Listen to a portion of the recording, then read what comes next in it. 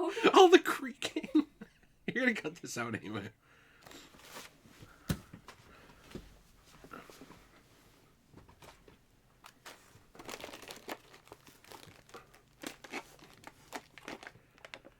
Hello everyone. Today me and the Easter Bunny here, who I actually caught sneaking into my house with this basket. He's very mad at me because I caught him with his basket. We're going to be talking about what Easter means to us. And I think that in general, I want to give a small disclaimer. So when it comes down to it, yeah, I know you're grumpy. You're so grumpy, but look at the camera. When it comes down to it, Easter means a lot of different things to a lot of different people. For me, I am Christian. I don't pretend to be like the best Christian ever or anything like that or preach to people. But I do think there's a lot of things that anyone can get out of Easter. You know, this is it's kind of a holiday that's been watered down, I think, over the years.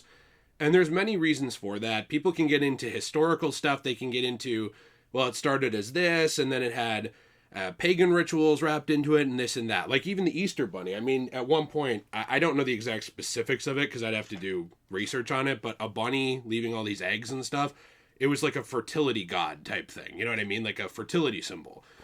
And people can get into all these different things and I think get bogged down in the specifics. And they can get bogged down on, it's a day about giving out candy and having egg hunts. Or it's a day about going to church once a year.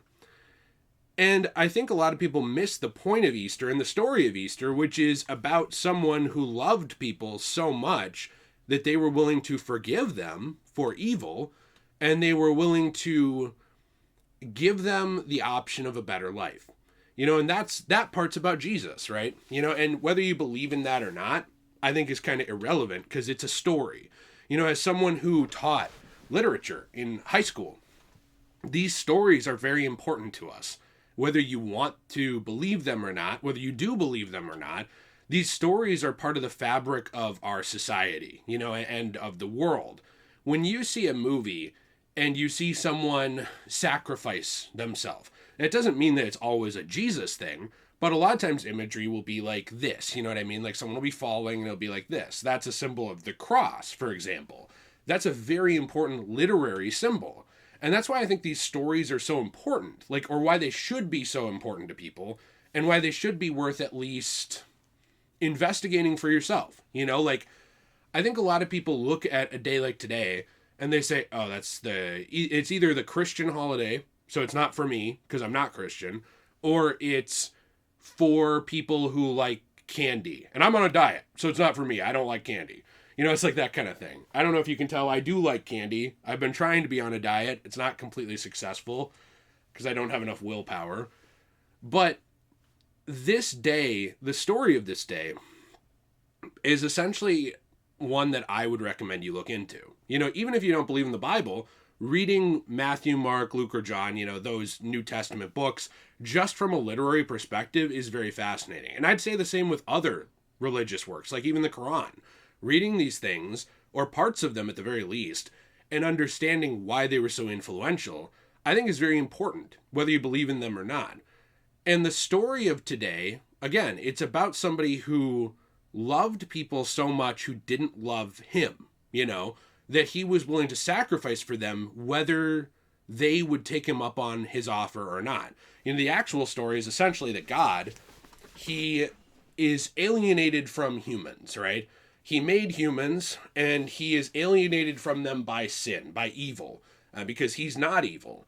And so the idea essentially with this is he says, okay, well, how do we beat this separation? I send myself, my son, essentially, to die for humans so that they can have the option to have a relationship with me or not, so that that separation can be removed. Whether they take me up on that offer, whether they decide, oh, that's stupid, I don't like God, whether they decide they don't believe in God, whatever, that option is out there. And that's a lesson. That's a story that I think has influenced so many other works, just like works like Gilgamesh have influenced other works. Like stories like Shakespeare's works have influenced and proliferated into other works. It's why I think it's so important to understand it, and it's why I think there's a message in there that anybody can take. Whether you're Buddhist, Christian, Islamic, you're a Muslim, you're atheist, it could be the staunchest r/atheist poster of all time. I still think the ideas of forgiveness, the ideas of reaching out to your fellow man and saying, hey, you know what? You might not deserve forgiveness from me. Because people don't deserve forgiveness from you. That's true. It genuinely is true. They don't deserve forgiveness from you. If someone wrongs you, they don't deserve you to say, you know what? I'm going to be the bigger man. I'm going to let it go. They don't deserve that. They don't deserve you to say even, I don't want to be your best friend anymore, which you can do. You can say, I don't really want you in my life, but I'm going to let this go. They don't deserve that. They don't deserve forgiveness. That was the point of the story, is like people who don't deserve forgiveness getting it. And I think that that's something that our world has kind of lost. Now, does this mean that we just forgive everything, like forgive and forget, and there's no consequences for anything? No. You know what I mean? I think that there's a way to weaponize a story like this and be the, well, what about guy from, Reddit or 4chan or something who's mad that this kind of topic comes up and say, well, what about like a rapist or what about a murderer? Like, should we just forgive them and not care? Well, no, that's why we have laws. That's why there are penalties for doing the wrong thing. But the idea of Easter is not to ignore penalties. It's not to say, oh, no matter what you do, there's no problem with it, no consequence. It's to say people can change. It's to leave that door open for people to change. Sometimes this does mean reaching out to someone in your life who maybe was a really garbage friend, or maybe was a bad family member, or maybe did do something awful to you. Maybe sometimes that is saying, I can reestablish a relationship with you. Sometimes you can't. There are some people who could change. They refuse to. They will not change because they make that choice. Those aren't the kind of people you want in your life. You don't force someone to have a relationship with you. You don't force someone to be better. And that is where I think forgiveness can still exist. I've seen this thing online, this trend with people who are traumatized and hurt, where they will drag up things from years ago, and they're not really dealing with it, but you can tell that they're still angry. Not even just hurting, but like angry. Like really it eats them up daily.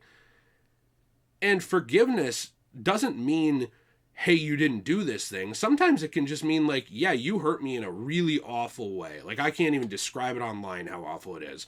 But I'm going to grow. I'm going to move past it. I'm not going to live with hatred. I'm going to know that this was evil. And I can even acknowledge this was evil. But I'm going to grow beyond that. And even though you have decided that that's the kind of evil person you want to be, that you're going to go around hurting people, you'll face the consequences for that. And I'm going to grow. I'm going to move past it. This is something that's been very hard for me in my life, personally, where there have been lots of people who have wronged me on purpose. There have been lots of people who were bad friends to me on purpose. There have been lots of people who have anonymously wronged me on purpose. And I don't want to be best friends with all those people. I don't want to reach out to them and say, hey, buddy, no problem that you were a total dick to me. But, let's get coffee. I don't want that. But forgiveness can also be for yourself, like being able to say, hey, you know what? That person isn't going to change because they don't want to change. They could, maybe, but they don't want to. But I can let this go. That can be an element of forgiveness, is letting something go from your own life because it's hurting you. I will talk sometimes about other YouTubers and things that they've said to me, and I'm sure I still will at times because I'm not perfect. But like something I've been trying to do is say, you know what? This person might be way more successful than me. Especially in this life, they might make way more money than me. Maybe they're even happier than me behind the scenes. I don't know. But me holding on to the fact that they were a dick to me doesn't make them hurt. You know what I mean? Like it does nothing to them. They don't care because they're ambivalent to it. And even if they do notice it, they don't care. If they did care, they wouldn't do it, right? They wouldn't reach out and do that kind of thing. So for me, that's been something very difficult, is like, my first instinct is to get even. And I think humans' first instinct is often to get even. Like, how do I take this person who wronged me and not wrong them back, but utterly destroy them so that they never wrong me or anyone ever again? It's not justice, it's vengeance. And unfortunately, in our world, there are times where vengeance might be needed, where like someone evil shows up, takes out somebody else evil, and it was a net positive. But like the thing I have to think about is that my job? Is vengeance my job to go after someone who wronged me just because, not for justice, not because I want it to be known they did something wrong, not because I want to prevent them from hurting someone, but because it hurt me and now it's my turn to hurt them. And that's the opposite of what Easter is. Easter is about the opposite of that. The story of Easter, which I think is fascinating, whether you take it literally or not. And again, I recommend read it for yourself. See what you think. You might think it's total bogus. You might get something really deep out of it, and it might change your life. But the story of Easter is about a person, Jesus, right? Who was God, is God, in that story at the very least, and who had the ability to command legions of angels. Like he could have said, hey, these people are killing me. Well, I have every right to kill them. And just wiped them out. But didn't. It's about when sometimes strength is not lashing out with strength. You know what I mean? It's having the ability to respond and instead saying, is this best for me? Is this going to do anything for anyone? Or is it just malicious? Is it just vengeance for the sake of it? Not for a net positive, not to change the world, nothing like that, but just vengeance because I was wronged. That's been probably one of my biggest character flaws forever, is wanting vengeance. It's something I'm sure I'll always want to some extent, because I hate evil. I really, really despise people who are mean to others on purpose. And when I see that, I genuinely want to destroy those people. But forgiveness can be saying, that's not my job. This is poisoning me. It's hurting me. And that's a story, too, that's proliferated in so many superhero movies. Like even, I think I have it on my shelf here. And Avatar The Last Airbender talks about that a lot. Yeah, Jill's in the background. Avatar The Last Airbender does talk about that a lot. Where Aang had every right to kill the Fire Lord. Mm-hmm. And actually, a lot of avatars would have killed the Fire Lord. But the point was, like, is this going to be a net positive? Not really. It's going to make things worse. It's actually going to be worse for a political fallout. Like, now we're dragging around the corpse of the previous king, instead of, like, him facing justice in prison. And same with Katara and the guy who killed her mother. Yeah, now we're spoiling The Last Airbender. Oh. Let's not get too far into it. I forgot not everybody's watched it. Well, let's not get too far into it. But yeah, there is a lesson there too. And I was thinking even one like, I think I have the steelbook of this. Spider-Man, the Raimi Spider-Man movies. Spider-Man 3. One of the big callbacks is Peter wants to... At first, he wants justice. He's like, the guy who killed my uncle's still out there. That's not fair. I thought we took care of this. And he had this guilt on him because, the guy he thought killed his uncle was dead and kind of died in an accident regarding him. And arguably, he probably would have killed that guy if the guy hadn't fallen. Like he was pretty mad in Spider-Man 1. And so, when he goes to fight Sandman, he's not there to take him in. He's there to kill him. Because to him, it's like, you took my father, essentially, from me. Now I'm going to take you from the world, as Cosmo sits on his crinklies. And he had every right for that eye for an eye, retribution. He had every right to go after this guy and ruin his life and kill him and take him from the world. Every right. And that guy had no right to ask for forgiveness.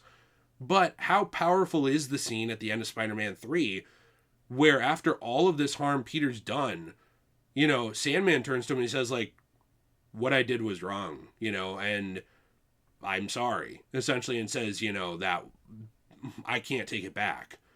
And Peter just looks at him and says, I forgive you. That's, I don't want to say a Christian moment, but that's a Easter type of moment, like a forgiveness thing. It's really hard to do. And it's something that I'm sure my whole life I will struggle with. And I'm sure, making that publicly known is like any time I bring that up in the future, someone will be like, hey, what about forgiveness? But it's, we're all human, and there's going to be people that I think are very difficult to forgive, but it doesn't always mean forgetting. If somebody sexually abused you or things like that, forgiving them doesn't mean giving them a call on the phone 20 years later and saying, hey, come back into my life. That's not what it means. That's not what I'm trying to say. Again, there's always that what about, that extreme. Forgiveness wouldn't mean, hey, we found Adolf was still out there. How about we get together with all the people's families who he victimized and like they can all forgive him? That's not what it's about. It's about like saying this person who did this awful harm, I am holding on to that harm. I am internalizing that. It is poisoning me. And forgiveness is letting it go, you know, and not hating. Because hatred never really adds anything to the world. It never really... When does hatred result in a net positive ever? You know? And maybe I'm hypocritical, because I get a lot of catharsis out of characters like Daredevil, going after criminals. I get a lot of catharsis out of Punisher when he kills the child predator. I get a lot of catharsis out of Dexter, when he goes after a pedophile. You know what I mean? Like, I understand that there are times where, like, the military will do this. There are times where individuals will do this, where someone will do something bad, and it will remove someone bad from the world, and it ultimately end up being a net positive. But my point is just, I think that 99.9% of the time, that's not the answer. Forgiveness is really what we should be striving for as people. And when I see these people online who have been hurt, they think forgiveness means reestablishing a relationship with that person who hurt them. But a lot of times it just means learning to grow in your own life so that you can move on and not hurt every day anymore by a self-inflicted wound. By learning to pull the knife out and heal instead of constantly go back to it and twist it in yourself. Because that person who put the knife in you, they don't give a shit. They don't care. You have to understand that. Like, they don't care that you're going back to the knife and going like this and remembering what they did to you. All that's doing is hurting you. They're gone. They've left. They're either off to hurt someone else, or they don't even realize that they did it to you. And so when we do that, all it does is hurt us. And to me, like, Easter is about so many different things because of that, but that's the core of what it is forgiveness. And how forgiveness and sacrifice, being willing to sacrifice for people who might never know you, who might not care about you, who might not thank you, is something important. Being willing to say, hey, my fellow man deserves better than they're getting. The world sucks. There's a reason they suck. It's because the world twisted them, because it sucks. Evil is out there. Do I need to spread it too? Or can I hold the door for someone who needs it, who won't thank me? Can I, give someone a small present who won't care? Can I let go of something in my life that someone did to me, even if they won't say sorry? Those kinds of things, they are sacrifices. And that's what that story is about, is someone deciding that the people who really aren't worth saving in a lot of ways are worth saving to them, And that's what I think a lot of these superhero stories are about. That's what Superman's about. Superman could be a god. And we see that in something like Injustice, right? We see like a Superman who decides, yeah, I think I'll be God now, and I think I'll set the rules now. But that's not really Superman. Superman is someone who sacrifices. Superman is someone who doesn't see himself as better than the people around him, even though he could live lifetimes past them and do things they could never dream of. He still sees them as important and special. And in a lot of ways, that's what the Easter story is seeing what's special in the people around you, seeing the positives in them, being willing to give them another chance, maybe, being willing to know when to let go, being willing to forgive, and knowing how that can benefit you and benefit them. And I think that if you look at most of the stories you like, if you like the stuff about superheroes and stuff like that too that I do on this channel, I think most of the stories that you like probably have elements of that in it. So that's kind of just my TED Talk of the day. I don't even know if they even do those anymore. No idea. But Jill's been leaning in here. Jill, you got anything to add at the end? No, I just wanted you to wrap it up because I thought it was a very beautiful speech. Oh, thank you. I'm sure I'll get a lot of Degenerate Jay preached at me today, unsub, or Degenerate Jay, what about 10 months ago when you said forgive this guy? You can't be mad at that. Now I've probably opened myself up to a can of worms. Mm-hmm. But I think it's okay to be human. It's okay to be mad. I think it's okay to even feel a little bit of hate and anger and all this stuff. not because it's good, but because it's human. You know, like, you need to understand you will feel these things. But I think what's important is to be able to say, yeah, that's human. Time to let it go. You know, time to move on, time to grow, time to be a better person. And if the entire world was willing to do that, overnight it would transform into somewhere much more beautiful. But it takes one person doing that at a time. And just like that, if you want more of that story, I genuinely do recommend you go and read the beginning of the New Testament of the Bible. You don't have to start at the, way beginning of the Bible. And this isn't to, like, make you a Christian. I'm saying whether you're a Christian or not, again, you could be the staunchest atheist, you could be the staunchest Muslim, whatever you are, I think there's something to get out of that story, And there's something to get out of so many of these literary stories that have existed for so long that people ignore now because they love screens, they love watching stuff, listening to stuff. But I think there is something so important to going back to these books, going back to these stories that have offered wisdom for thousands, sometimes hundreds, sometimes thousands of years. And there's a reason why they're still so prolific, All I'll say is there's a reason why that book is one of the best selling books ever sold. Same way, there's a reason why Harry Potter is one of the best selling books ever sold. They're important, you know what I mean? They have literary impact and they've proliferated into these other works. And it's worth checking out for yourself. So that's kind of my story of Easter. I'm interested to see what people think below. Not sure if this video will do well, not sure if it'll make a lot of people mad, but it's what I believe. So I hope you have a fantastic day, and as always, everyone, stay shui. Yay, happy Easter!